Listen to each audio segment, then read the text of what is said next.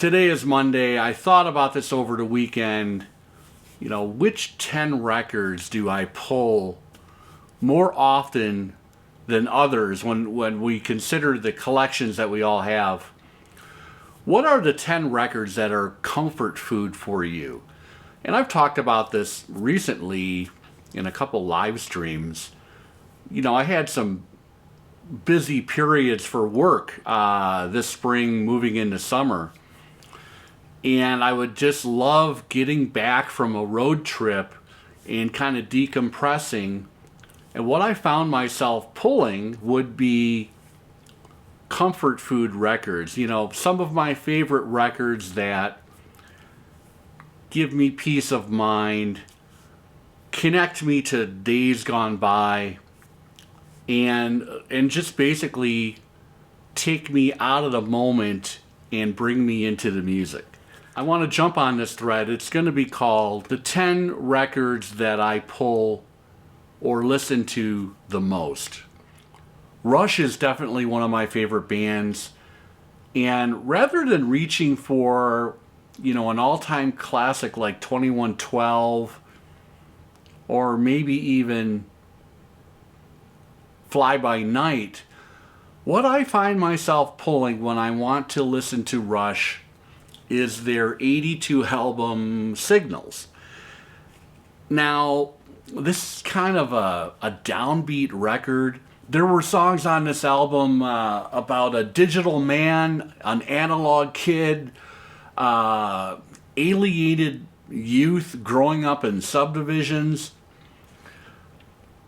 I really loved this album when it came out, and I really got to know it really well during kind of an intense, heady period for me. I'm going to date myself, I was a junior in high school in 82, 83, that school year. And I was in the yearbook class, and we were in charge of producing the school's annual yearbook and all the additional content and stories that you would put out in a high school yearbook. It was a fun class, and we were also responsible for the school newspaper. I'm trying to remember how often that thing came out. I think we put out an issue once a month. That could be difficult with time-sensitive stories like, for instance, football games or basketball games or any kind of thing sports-related. I tended to stick to record reviews. I still have a couple of these copies somewhere. And I remember I did a review for Signals, and I loved the album. One of the reasons I loved the album is because we had a very groovy teacher. Her name was Maria May. She was divorced. She drove a motorcycle on the weekend. She was really, really cool. Anyway, we got to take a field trip to some kind of a high school journalism conference that was being held in Chicago. I went to school in northern Michigan, so it was about a 7-hour drive. We piled into a van. She was driving the van. A good buddy of mine in that class brought a boombox. We listened to 2 cassettes in that van on the way down to this journalism conference. And it was Joe Jackson's Night and Day and Rush's Signals album. And it's still kind of, it brings me back when I put this album on. I think about some of the kids that were in that class with me, the times that we had on that conference. I'll tell you right now that we were staying in a hotel on Michigan Avenue. I think it was the Hilton, actually.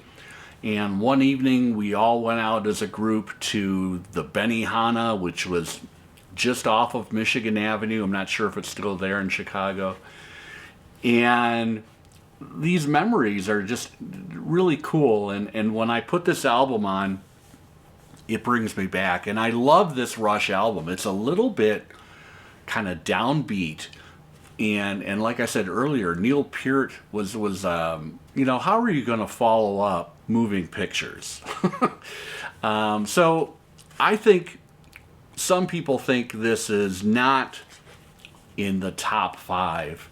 And I'm not even sure if it is or not. and I don't care. I just love the songs on this record. I love New World Man, and that was the single. I also love the Countdown, which is the closing track, and I love the Digital Man as well. That is the closing song on side one. Very cool album. Maybe revisit it if you haven't heard it in a while, but that's going to be number one. If I want to hear Rush, more often than not, I'm going to pull Signals.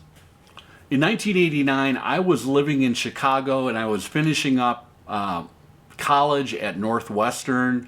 I was taking night classes and waiting tables during the day.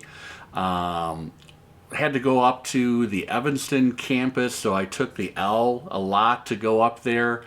But I also went to classes just off of Chicago Avenue.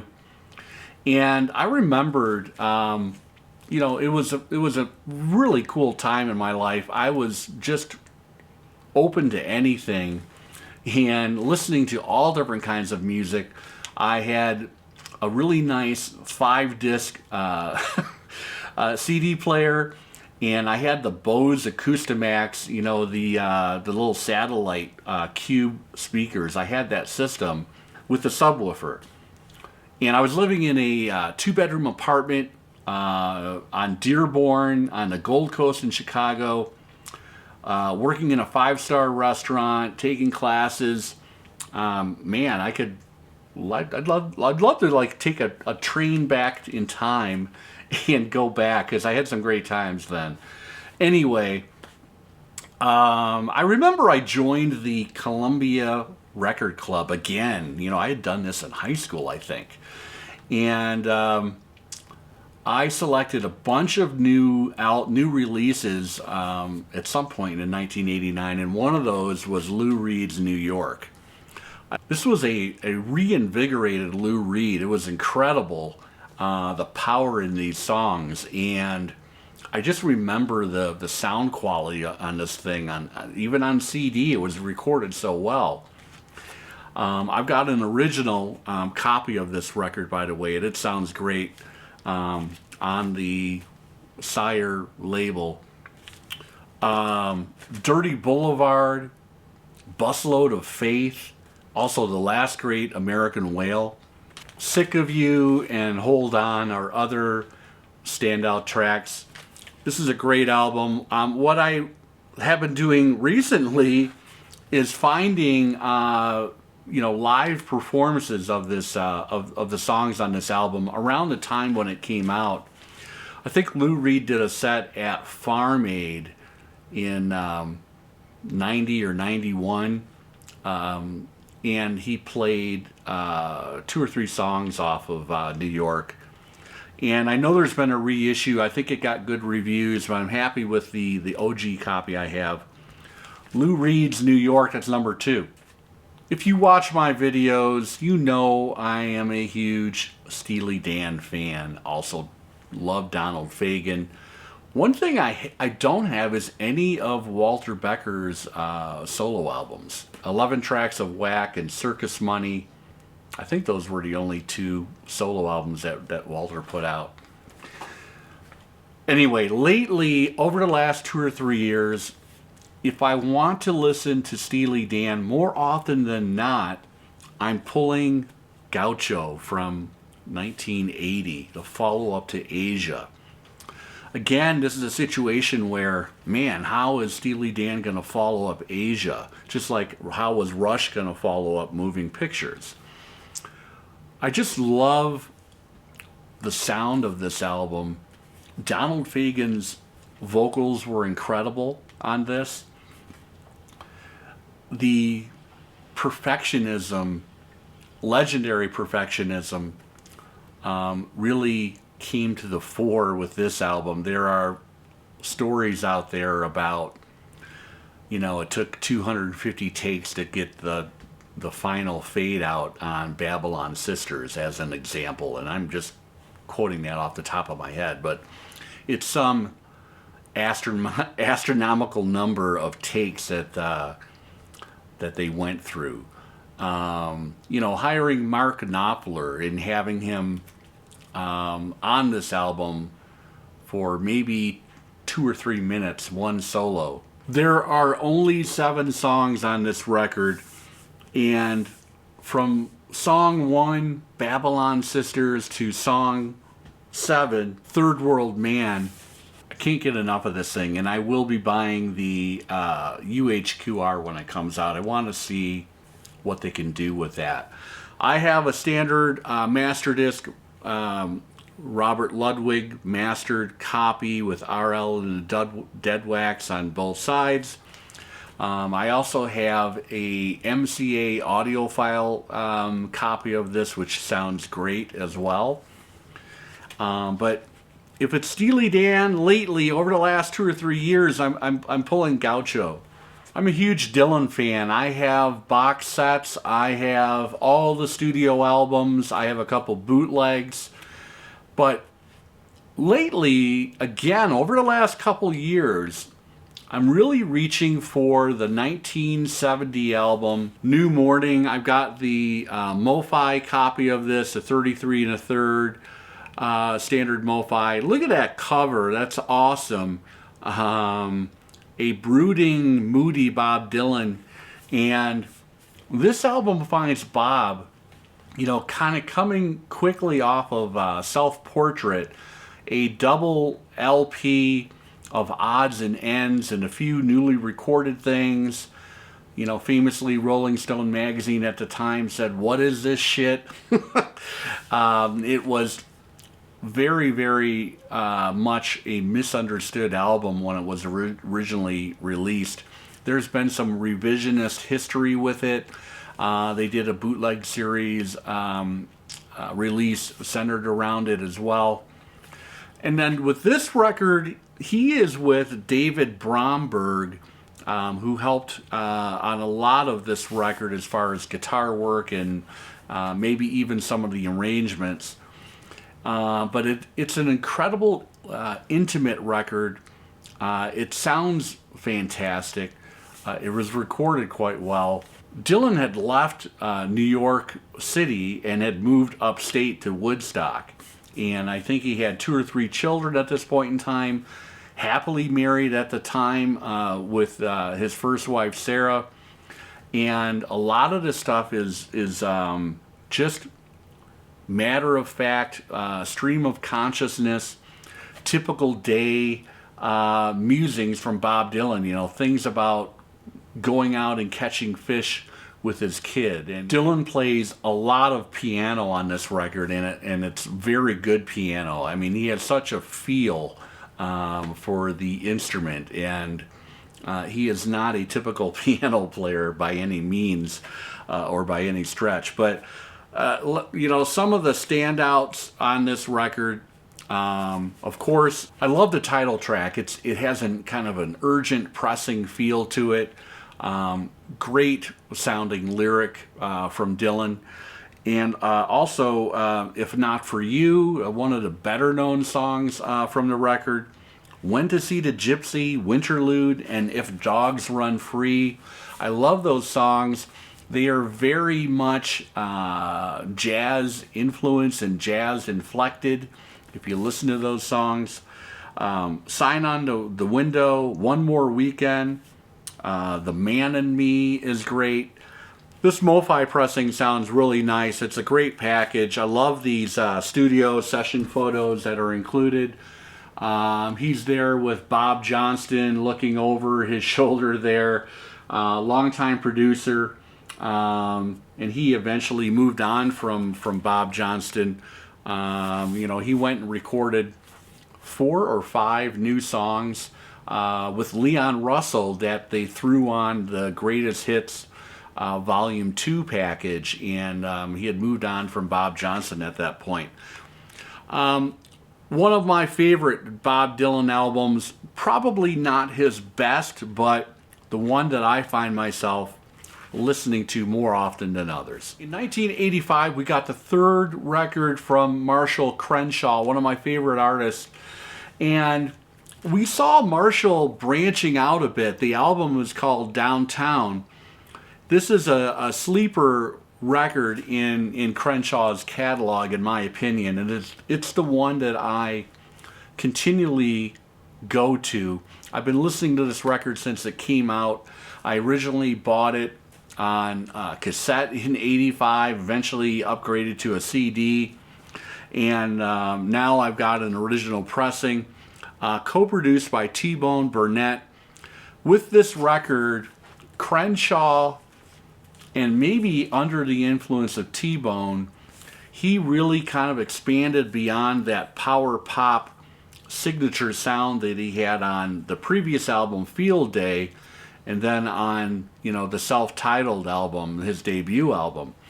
And we get excursions into blues, rockabilly, even country on this record, and still also some of that power pop that we all love. There's also a couple ballads on here. Lesson Number 1, The Distance Between, the first song on side 2.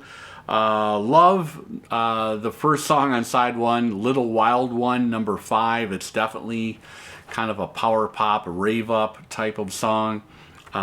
Blues is King, definitely has got that blues flavor to it. Yvonne's got a little bit of country lilt to it. This is a great record, and this original pressing sounds fantastic. Marshall Crenshaw's Downtown, that is number 5 in my list. I'm a huge David Bowie fan, and I tend to gravitate toward those mid-1970s albums. I just love the feel of Station to Station, and I showed this record, I think on my last video. This is a recent pickup. It's an upgrade copy. It is the Alan Zentz mastered Hollywood pressing of this record. It sounds amazing. Original hype sticker on there as well. I don't know what else I can really... I've talked about this record quite a bit on this channel. I've put out a video called Epic Sides where I talk about side 1, which is only 3 songs on this record. Station to Station, the title track, that kind of cacophony of sound, kind of sounds like a train as we ease into that song, and it's a long song. It is clocks in at 10 minutes long. Second song, we've got the huge Golden Years hit, and then song number 3 on side 1, Word on a Wing, with that ethereal opening and the incredible guitar lines from Earl Slick. This is just a gem of a record, and it's one that I go back to time after time after time. Remember Abbey Road, 1969, the Beatles, of course, the Beatles. I had a heavy time when John Lennon was assassinated. I was in middle school, and I remember hearing about the assassination. I had a small black and white TV in my 3rd story attic bedroom that I was so happy to have, and it was excited to be up in the attic. It had kind of a converted bedroom, and then the other half of the attic was the attic.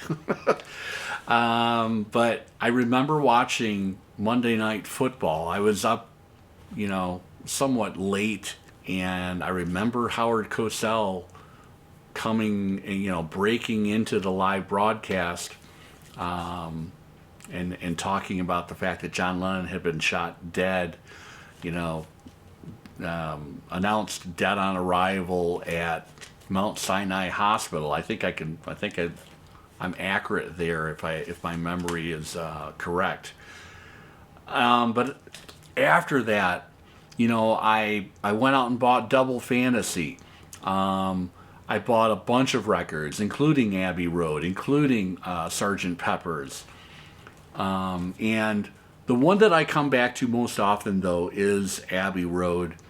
And thanks to Patrick, the Vinyl Archivist, I picked up a Dash 1, Dash 2, incredible UK pressing in near mint condition from one of his auctions, I think 2 years ago. This is one of the best sounding records in my collection. So much presence, so much air. And that is a stupid term, isn't it? You know, you hear people trying to describe records and, you know, original pressings and air. But if you know, you know, and you can feel it when you put this record on. It's such a great reproduction of the recording, such a great recording. I love the long suite of songs on side 2. I love Maxwell's Silver Hammer. I love the raw urgency of Come Together. A fantastic record, and I think this is number 7 for me in my list. I'm going to flash back to 1989 again when I was living in Chicago. Again, these were great times for me. I was having the time of my life, and on a whim, I picked up an album from Bob Mould called Workbook. Now, in Chicago, there is a great FM radio station, 93 XRT, and I listened to it all the time in the apartment, you know, when I was at home, when I was doing homework. Didn't have a car at that particular time, but I listened to a lot of XRT in the mornings. I remember I would brew some coffee, and invariably I was getting ready for classes, and they played the hell out of this record when it came out. And this was my entry point into Husker Du. I had never really heard much of Husker Du up to that point.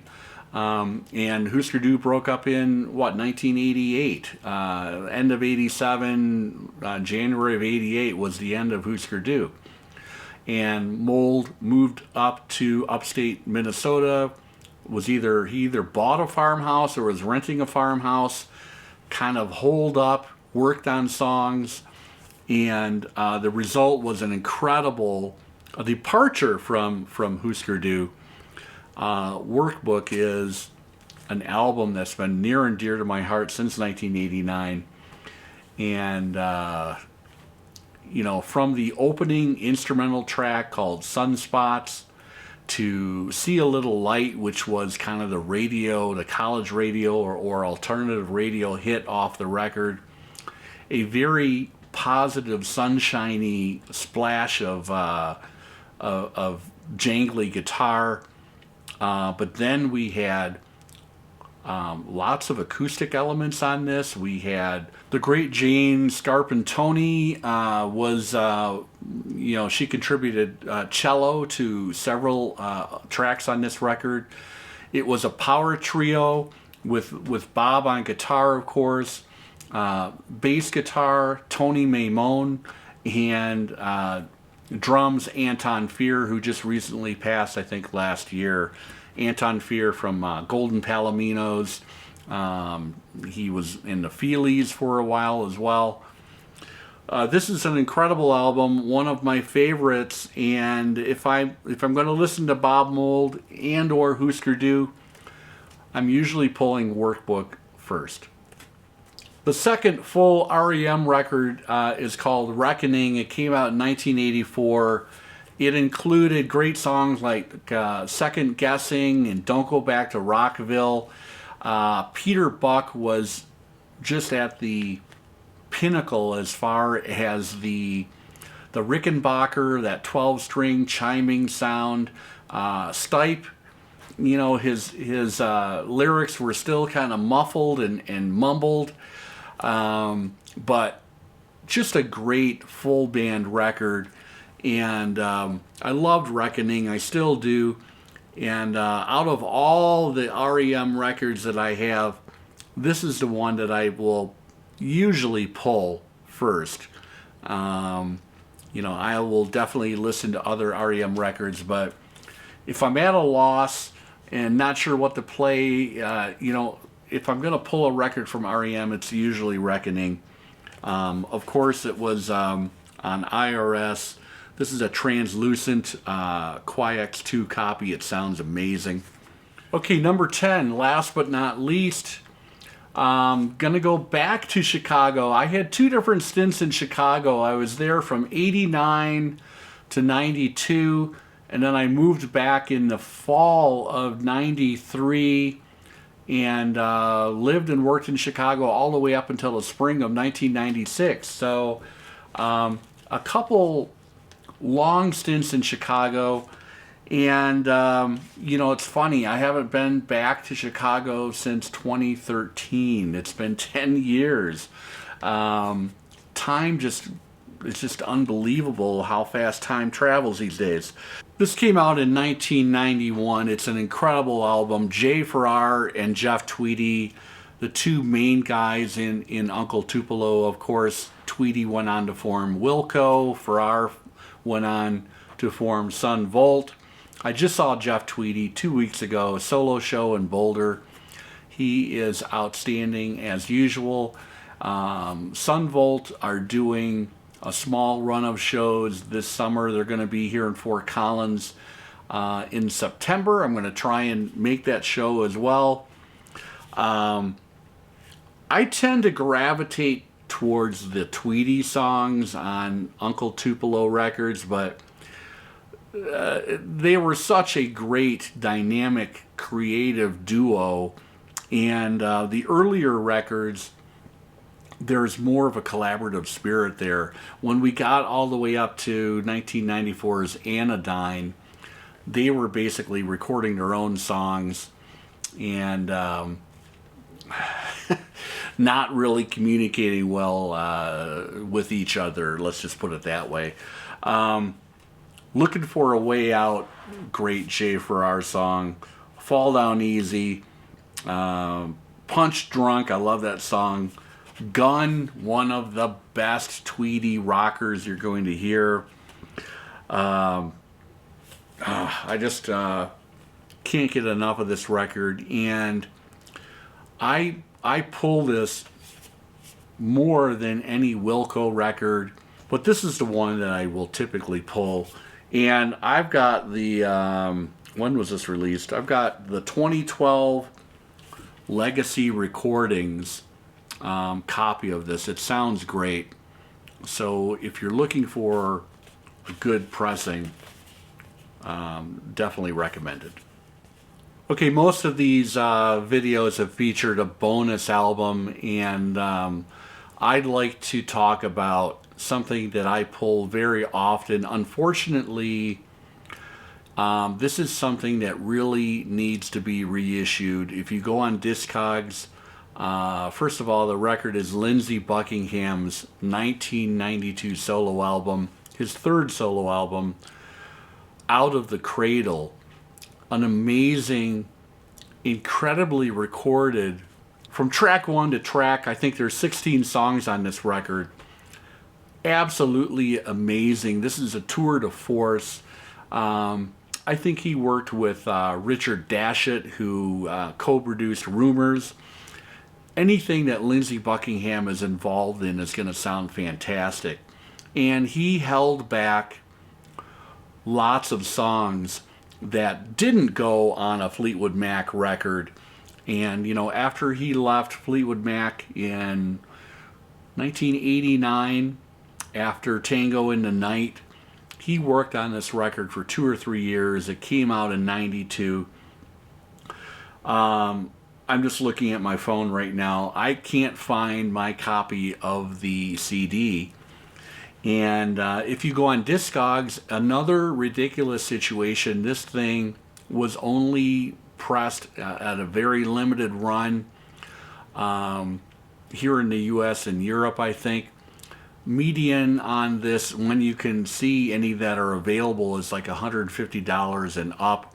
A similar situation to Donald Fagen's second solo album, Kamakiriad, which I just recently talked about and finally found a copy. Out of the Cradle is another situation. Anyway, to the powers that be, we need a reissue of Out of the Cradle. This record includes such incredible songs as Don't Look Down. I love that song. Countdown, some incendiary guitar playing per usual from Lindsey. Just an amazing track. Soul Drifter is fantastic, very moody. You Do or You Don't, a perfect pop song. Street of Dreams, Doing What I Can. This is an incredible record. And I don't pull Rumors or Tusk or the self-titled White Album as often as I will put in Out of the Cradle. Whether that's when I can find my my physical CD or I will bring it up on Spotify in the car or wherever. Whew. Those are the 11 records that I listen to lately the most. I talked about reasons why. Thanks for watching, everybody. And these have been fun. I'm enjoying watching these, and I hope you enjoyed mine. Take care.